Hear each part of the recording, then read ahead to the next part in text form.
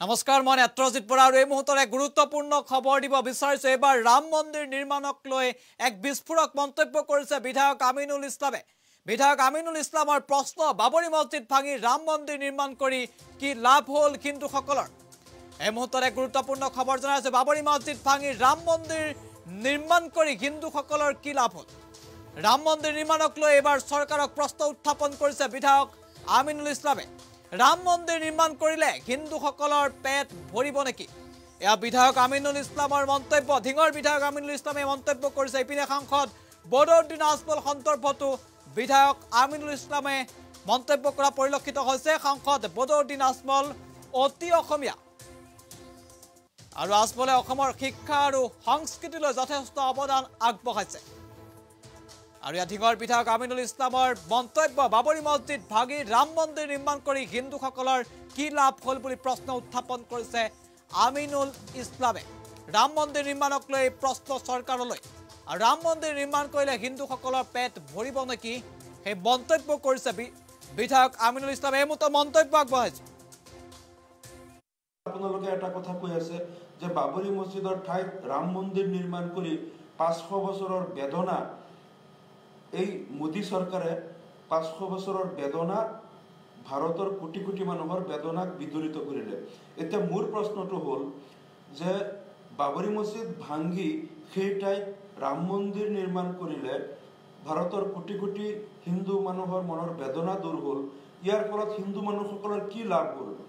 এইবিলাক কৰি আপোনালোকে কোটি কোটি ভাৰতীয় মানুহক এইবিলাক কথাত ব্যস্ত ৰাখি তাৰ বিপৰীতে আপোনালোকে ভাৰতৰ যিমান ৰেল ষ্টেচন, এয়াৰপোৰ্ট, ইণ্ডাষ্ট্ৰী, তাৰপিছতে বিমান বন্দৰ, তাৰপিছত বিমান, এই সকলোবিলাক এটা এটাকে আপোনালোকে বিক্ৰী কৰি ভাৰতবাসীক আজি ভিকাৰী কাংগাল কৰিব গৈ আছে, আৰু এইফালে ৰাম মন্দিৰৰ কথা কৈ মানুহক ব্যস্ত কৰি ৰাখিছে।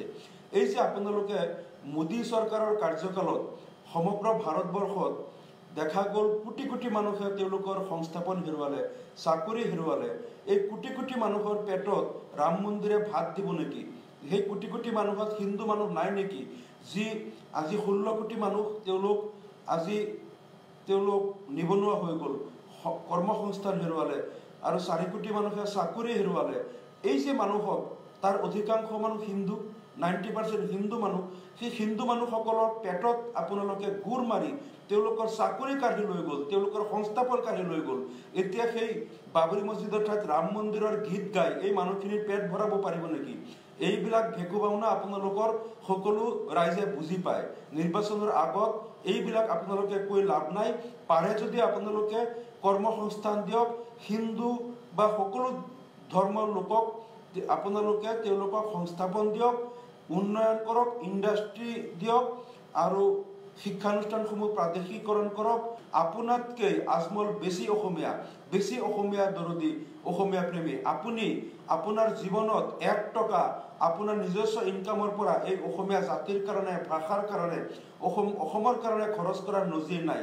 কিন্তু আজমল চাহাবে আজি কোটি কোটি টকা এই অসম সাহিত্য সভাৰ কাৰণে, তেখেত হোজাই অধিৱেশনৰ অসম সাহিত্য সভাৰ সভাপতি আছিল।